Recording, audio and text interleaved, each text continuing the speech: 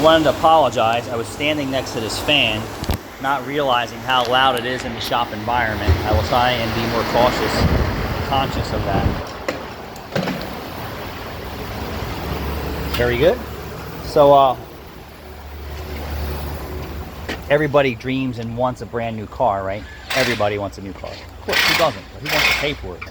And you can get the same amount of life out of your vehicle. And for example, you have an older car, maybe the paint's faded, maybe the interior needs a couple things. That's all fixable stuff.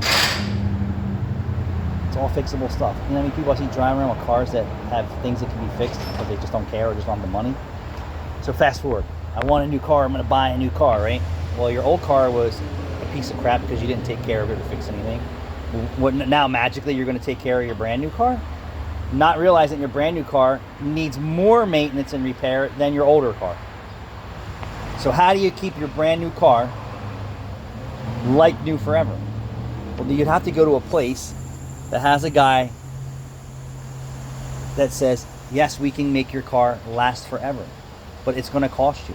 That means earlier and sooner intervals on repairs and maintenance, and not just letting something go, because when you let something go, then another thing goes, and then another thing goes, and then another thing goes, and then you follow me? On and on and on. There are people out here, customers, that believe in that. It looks like my house. Like when something's wrong at my house, mold on the siding, I pressure wash it. The paint's peeling outside, it gets painted. The faucet leaks, so on and so forth. It's maintenance. The filters in the house, it's maintenance. Vehicles are the same way. Your tires are dry, rotting, and cracked. It's time for tires.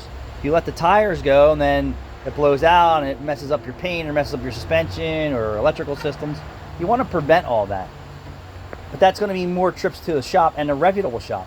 And more and more and more, I do believe that these cars need so much more maintenance and teaching the customer of those product lines. Of course, if the dealership people actually even know that there's issues with these cars, that this needs to be serviced now. Years ago, it used to be every 30,000 instead of spark plugs. It is just as important today, if not more important today, to get spark plugs sooner, regardless if it's iridium, rhodium, vibranium, who cares? It still gets contaminated, it still wears. Who cares that it costs more? It still needs, the parts cost more, but now it needs more maintenance. I said vibranium because, it's supposed to be indestructible. Still needs maintenance. Differential's getting smaller, transmission's getting smaller. Your vehicle today is a mini race car detuned for the street. Period. Race cars require tons of maintenance. Make a pass, spark plugs, fluids, this, that, tires, check, diff, bearing, blah, blah, blah, clutches, torque converter. Your new car is just like that. Some of these cars are making 300 to 500 horsepower, if not more, on teeny tiny components. And I don't want to hear that the fluids are better, because if the fluids were better, we wouldn't have timing chains rattling and falling apart and engines consuming oil. None of that shit means nothing to me. Preventative maintenance and early maintenance does. But if you're that type of consumer, you're not even getting it at the dealership. You're not even getting, because the book says that your transfer case is going to blow up. Your transfer case is going to blow up at 30,000 miles. It was already suffering at 10,000 miles. The fluid was already evaporating away. Same thing with your differentials and your clutches and all that stuff. Make sense to you? Does it make sense to you? Everything's getting smaller. It's not tested properly. Fluids are outrageous today. Fluids are outrageous. So I want you to think about that. If you want to keep your car forever, how do you keep your car looking and lasting and running like new?